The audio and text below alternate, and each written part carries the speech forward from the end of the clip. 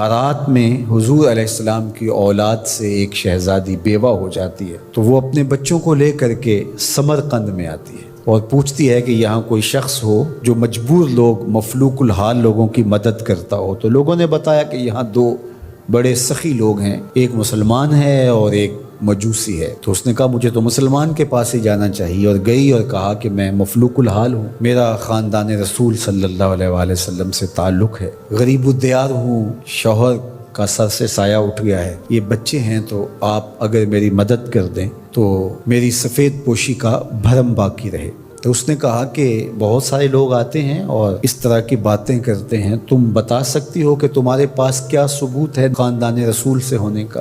تو اس نے کہا میں مفلوک الحال ہوں، بچوں کو لے کر کے ہرات سے یہاں پہنچی ہوں، تو میں شجرہ تو ساتھ نہیں لیے پھر رہی، بس میری بات پہ اعتبار کر لیا جائے۔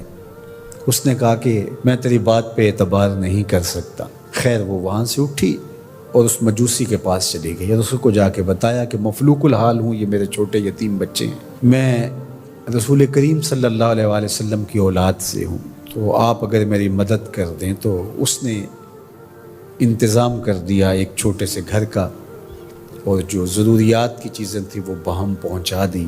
یہ بھی سو گیا اور وہ مسلمان تاجر بھی سو گیا۔ ابن جوزی لکھتے ہیں کہ جب رات ہوئی تو اس مسلمان تاجر نے، سخی نے، خواب میں جنت کے منظر کو دیکھا کہ ایک خوبصورت محل ہے جس کے پاس حضور نبی رحمت صلی اللہ علیہ وآلہ وسلم کھڑے ہیں۔ تو یہ آگے شوق سے بڑھا اور کہا حضور یہ محل اگر آپ مجھے عطا کر دیں۔ تو فرمایا یہ ایک مسلمان کا ہے۔ تو کہا میں بھی تو مسلمان ہوں۔ فرمایا تیرے مسلمان ہونے کا ثبوت کیا ہے؟ آنکھیں کھل گئیں، ماضی کا سارا قصہ ذہن میں تازہ ہو گیا، اور وہ جو لفظ کہے تھے کہ تیرے سیدہ ہونے کا ثبوت کیا ہے، وہ لفظ احساس پہ ہتھوڑے برسانے لگے اور نکال دیا گیا دربار رسالت سے۔ صبح ہوئی تو ڈھونڈتا پھرتا ہے کہ کل یہاں کوئی سید زادی اپنے بچوں کو لے کر کے آئی تھی، کسی کو پتہ ہو تو لوگوں نے بتایا کہ وہ فلاں مجوسی ساہوکار اور سخی جو ہے اس کے پاس ہے۔ تو وہ گیا اور دروازہ کھٹکھٹایا اور قدرے غسیلے انداز میں کہنے لگا کہ ہمارے نبی کی بیٹی ہے اور آپ کو حق نہیں پہنچتا ہے، ان کی خدمت ہمارا ہی حق ہے، بلکہ کہا 300 دینار لے لو اور جلدی کرو ہمارے سپرد کر دو۔ تو اس نے مسکرا کے دیکھا، کہا کہ میں نے تو انڈٹھا سودا کیا تھا، اب تو منظر دیکھ چکا ہوں، جہاں رات آپ کو دھکے دے کر نکالا گیا وہاں مجھے وعدہ دیا گیا کہ تو نے میری بیٹی کی خدمت کی ہے، تجھے اور تیری نسل کو جنت کی ضمانت دی جاتی، اور میں تو حضور کے ہاتھ پہ کلمہ پڑھ کے اسلام قبول کر چکا ہوں۔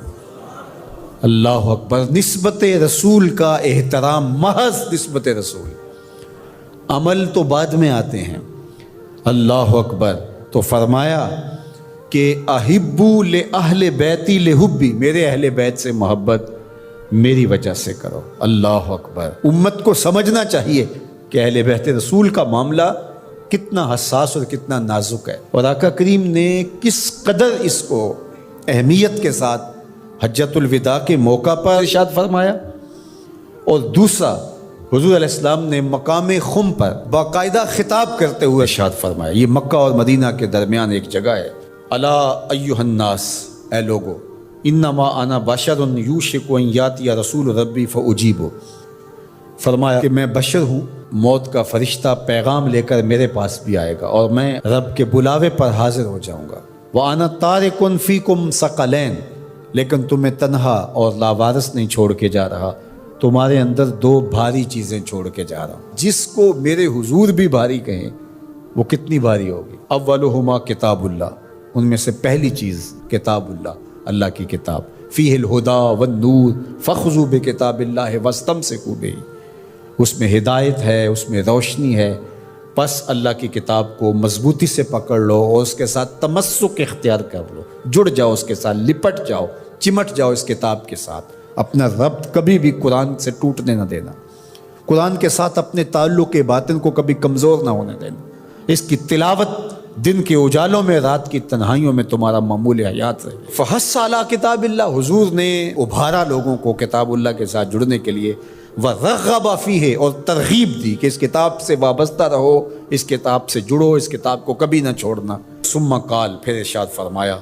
وَأَهْلُ بَيْتِي، اور میرے اہل بیت، اذکرکم اللہ فی اہل بیتی، اذکرکم اللہ فی اہل بیتی، اذکرکم اللہ فی اہل بیتی، 3 مرتبہ فرمایا، میں تمہیں اپنے اہل بیت کے بارے میں اللہ سے ڈراتا ہوں، تذکیر کرتا ہوں، نصیحت کرتا ہوں کہ میرے اہل بیت کے معاملے میں کوتاہی نہ کرنا۔ 1 بار نہیں کہا، 2 بار نہیں کہا، 3 بار فرمایا۔ نگاہ نبوت کچھ دیکھ رہی تھی کہ لوگ کربلا کے اندر شہزادگان رسول کو شہید کرنے کے درپے ہوں گے، اور اہل بیت نبوت کی عظمتیں لوگوں کو ہضم نہیں ہو پائیں گی۔ تو حضور نے 1 بار نہیں، 2 بار نہیں، 3 بار فرمایا کہ میرے اہل بیت کے معاملے کے اندر ان کی حساسیت اتنی ہے کہ کوتاہی کا ارتکاب نہ کرنا۔ اہل بیت نبوت کا معاملہ بہت حساس ہے، بہت ہی حساس ہے۔ یزید پلیت نے اہل بیت کے ساتھ ٹکر لے کے اپنی عاقبت بھی برباد کر لی اور اپنی دنیا بھی برباد کر لی، اور اپنی نسلوں کو بھی بدبودار بنا لیا اس نے۔